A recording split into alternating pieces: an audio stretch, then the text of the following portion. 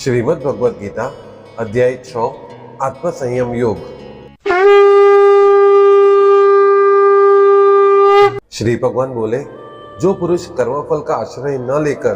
करने योग्य कर्म करता है वह सन्यासी तथा योगी है, और केवल अग्नि का त्याग करने वाला सन्यासी नहीं है तथा केवल क्रियाओं का त्याग करने वाला योगी नहीं है। हे अर्जुन, जिसको सन्यास कहते हैं उसी को तू योग जान, क्योंकि संकल्पों का त्याग न करने वाला कोई भी पुरुष योगी नहीं होता। योग में आरूढ़ होने की इच्छा वाले मननशील पुरुष के लिए योग की प्राप्ति में निष्काम भाव से कर्म करना ही हेतु कहा जाता है, और योगारूढ़ हो जाने पर उस योगारूढ़ पुरुष का जो सर्व संकल्पों का अभाव है वही कल्याण में हेतु कहा जाता है। जिस काल में न तो इंद्रियों के भोगों में और न कर्मों में ही आसक्त होता है, उस कालों में सर्व संकल्पों का त्यागी पुरुष योगारूढ़ कहा जाता है। अपने द्वारा अपना संसार समुद्र से उद्धार करे और अपने को अधोगति में न डाले, क्योंकि यह मनुष्य आप ही तो अपना मित्र है और आप ही अपना शत्रु है। जिस जीवात्मा द्वारा मन और इंद्रिय सहित शरीर जीता हुआ है, उस जीवात्मा का तो यह आप ही मित्र है, और जिसके द्वारा मन तथा इंद्रिय सहित शरीर नहीं जीता गया है, उसके लिए वह आप ही शत्रु के सदस्य शत्रुता में बढ़ता है। सर्दी गर्मी और सुख दुख में तथा मान और अपमान में जिसका अंतःकरण की वृत्तियां भलीभांति शांत है, ऐसे स्वाधीन आत्मा वाले पुरुष के ज्ञान में सच्चिदानंद घन परमात्मा सम्यक प्रकार से स्थित है, अर्थात उसके ज्ञान में परमात्मा के सिवा अन्य कुछ है ही नहीं। जिसका अंतःकरण ज्ञान विज्ञान से तृप्त है, जिसकी स्थिति विकार रहित है, जिसकी इंद्रियां भलीभांति जीती हुई है और जिसके लिए मिट्टी पत्थर और सुवर्ण समान है, वह योगी युक्त अर्थात भगवतों प्राप्त है, ऐसा कहा जाता है। स्वार्थ रहित, सबका हित करने वाला, मित्र वैरी, उदासीन पक्षपात रहित, मध्यस्थ, दोनों ओर की भलाई करने वाला, द्वेष्य और बंधुगणों में, धर्मात्माओं में और पापियों भी समान भाव रखने वाला अत्यंत श्रेष्ठ है।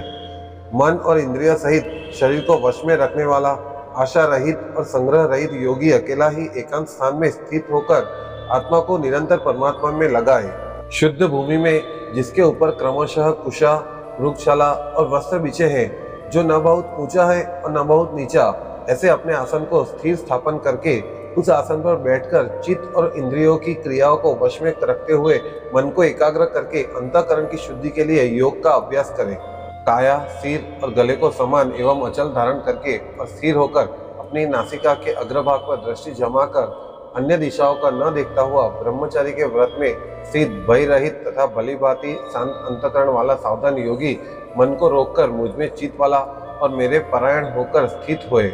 वश में किए हुए मन वाला योगी इस प्रकार आत्मा को निरंतर मुझ परमेश्वर के स्वरूप में लगाता हुआ मुझ में रहने वाली परमानंद की प्रकाष्ठा स्वरूप शांति को प्राप्त होता है। हे अर्जुन,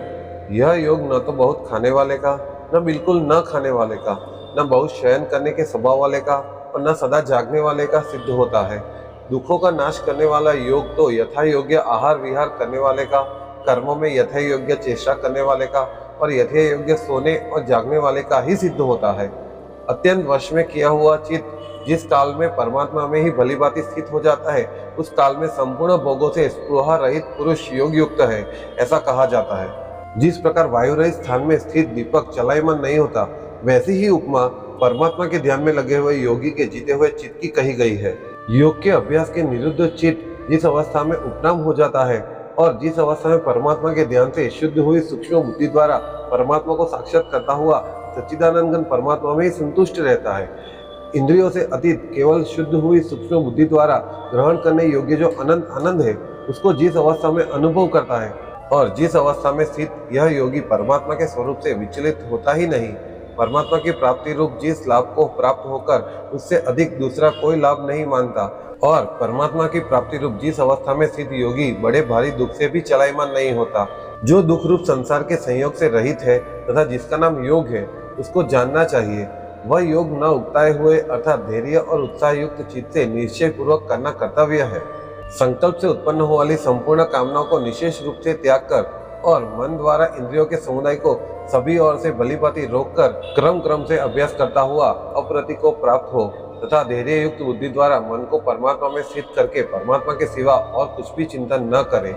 यह स्थिर न रहने वाला और चंचल मन जिस शब्दादि विषय के निमित्त संसार में विचरता है, उस विषय को रोककर यानी कि हटाकर इसे बार बार परमात्मा ही निरुद्ध करे। क्योंकि जिसका मन भलीभांति शांत है, जो पाप से रहित है और जिसका रजोगुण शांत हो गया है, ऐसे इस सच्चिदानंदन ब्रह्म के साथ एक ही भाव से हुए योगी को उत्तम आनंद प्राप्त होता है। वह पाप रहित योगी इस प्रकार निरंतर आत्मा को परमात्मा में लगाता हुआ सुख पूर्वक परब्रह्म परमात्मा की प्राप्ति हुए रूप अनंत आनंद का अनुभव करता है। सर्वव्यापी अनंत चेतन में एक ही भाव से स्थित रूप योग से युक्त आत्मा वाला तथा सब में संभाव देखने वाला योगी आत्मा को संपूर्ण भूतों में स्थित और संपूर्ण भूतों को आत्मा में कल्पित देखता है। जो पुरुष संपूर्ण भूतों में सबके आत्मरूप मुझ वासुदेव को ही व्यापक देखता है और संपूर्ण भूतों को मुझ वासुदेव के अंतर्गत देखता है, उसके लिए मैं अदृश्य नहीं होता और वो मेरे लिए अदृश्य नहीं है। जो पुरुष एक ही भाव में स्थित होकर संपूर्ण भूतों में आत्मा रूप से स्थित मुझ सच्चिदानंद घन वासुदेव को भजता है,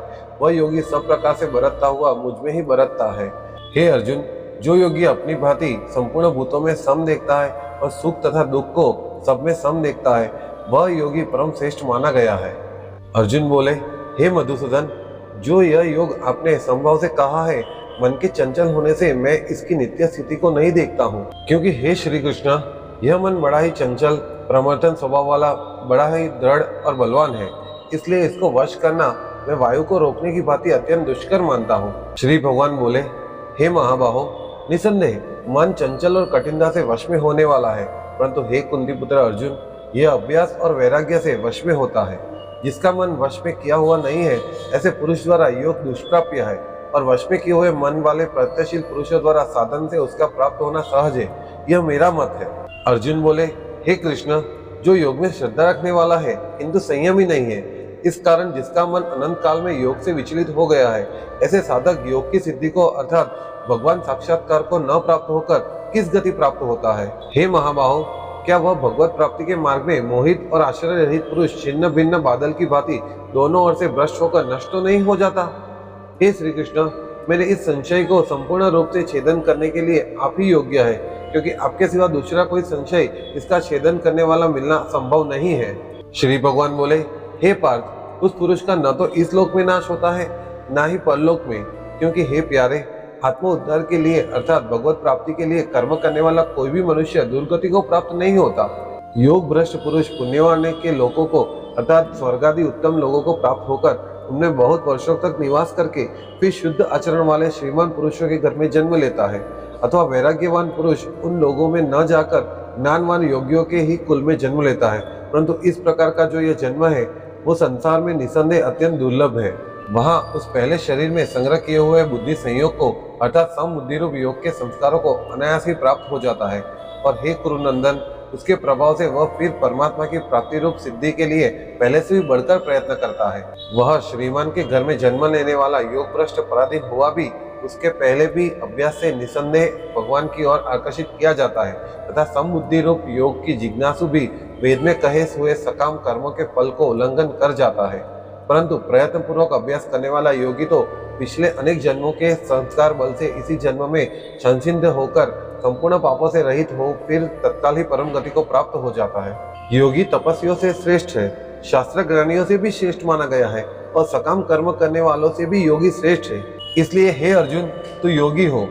संपूर्ण योगियों को भी जो श्रद्धावान योगी मुझ में लगे हुए अंतरात्मा से मुझको निरंतर भजता है, वह योगी मुझे परम श्रेष्ठ मान्य है। श्रीमद् भगवद गीता अध्याय 6 आत्म संयम योग समाप्त।